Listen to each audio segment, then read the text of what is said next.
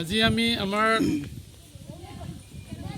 গৰুপলা ব্লকৰ অন্তৰ্গত যিমানবোৰ BCTC আন্ধাৰত যিবোৰ ভাৰত চৰকাৰৰ যিটো আঁচনি প্ৰধানমন্ত্ৰী আৱাস যোজনা গ্ৰামীণ এইটো বেনিফিচিয়াৰীসকলে বহুত জাগাত ঘৰ আবণ্টন আমি পাবলৈ সক্ষম হৈছোঁ। ঠিক তেনেদৰে আজি মালাগুৰি BCTC আন্ধাৰত এইখন হাছৰাবাৰী গাঁৱত আমাৰ সন্মানীয় আবেদ আলী ডাঙৰীয়া ইয়াৰ হিতাধিকাৰী হিচাপে আছে।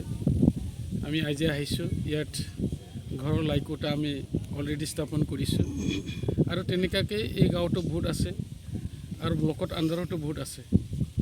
আমি ভাবিছোঁ এইবাৰ এই PMAYৰ আঁচনিৰ যোগেদি যিসকলে এই ঘৰখন পাবলৈ সক্ষম হৈছে বা হিতাধিকাৰীসকলে আছে তেওঁলোকে যাতে এই ঘৰটো সম্পূৰ্ণকৈ নিৰ্মাণ হোৱালৈকে চবে যেনেকুৱা ধৰণৰ পাব লাগে এইটো পাওক, এইটো আমি আশা ৰাখিছোঁ। আৰু আমাৰ অসম তথা BTR চৰকাৰে আমাৰ হিতাধিকাৰীসকলৰ কাৰণে যিবোৰ আজি এই যোজনাৰ যোগেদি যিসকলৰ নামত ঘৰ নিৰ্মাণৰ কাৰণে যি টকাটো আবণ্টন হৈছে এই টকা দি আমি সম্পূৰ্ণ যাতে কৰিব পাৰোঁ তাৰ কাৰণে আমি প্ৰচেষ্টা চলাইছোঁ। কাৰণ আমি দেখিবলৈ পাইছিলোঁ যে অনাগত সময়বোৰত যিবোৰ আগত IAY আঁচনি আছিলে আৰু তাৰপিছতে PMI হৈছিলে জাগাত বিভিন্ন কাৰণত সম্পূৰ্ণ নোহোৱাটো আমি দেখিবলৈ পাইছোঁ।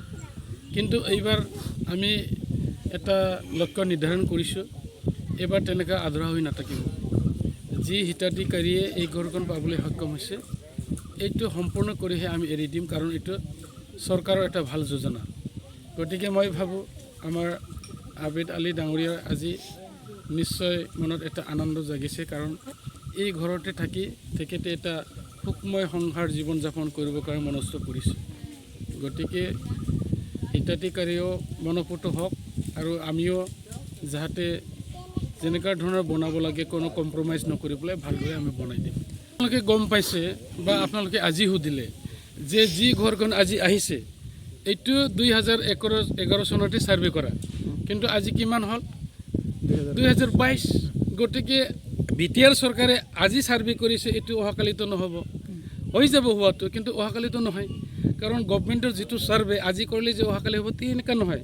আৰু আমি চবেই গম পাওঁ যদি তেনেকুৱাই হ'লে তো 17 বছৰত BPF চৰকাৰ এইটো চলাইছিল, তেনেহ'লেতো 17 বছৰে চব ঘৰ পাব লাগিছিল, কিন্তু তেনেকুৱাটো আঁচনিটো নাহে।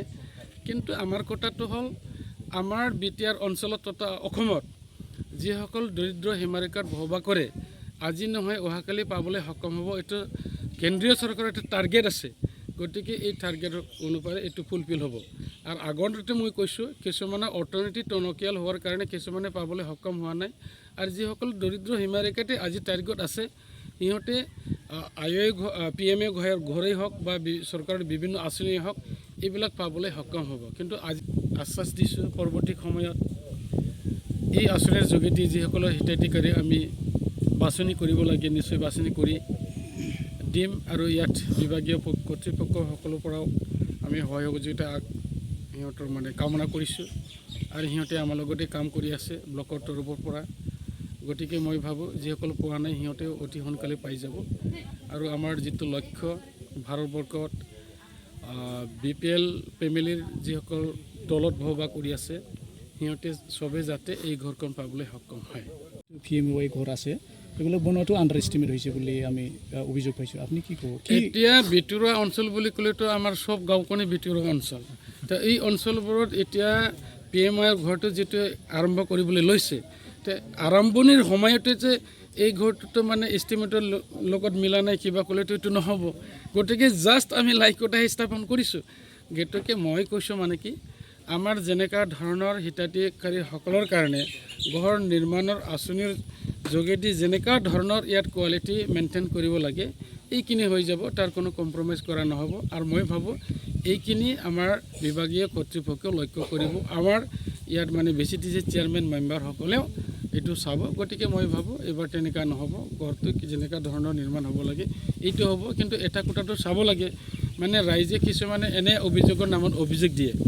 এতিয়া আমি গোটেই বস্তুটো চাব লাগিব, মানে আজিৰ তাৰিখত কেনেকুৱা ধৰণৰ এইটো মডেলটো বনাবলৈ দিয়া হৈছে আৰু আজিৰ তাৰিখত মানে ৰডৰ দাম কিমান, ইটৰ দাম কিমান, চিমেণ্টৰ দাম কিমান, এইটোৰ লগত মিলাই এই ঘৰখন উঠাবৰ কাৰণে যিখিনি এমাউণ্ট দিয়া হৈছে নিশ্চয় এইটো দি উঠাব পাৰিব কৰিব পাৰিম বুলি আমাৰ আশা আছে।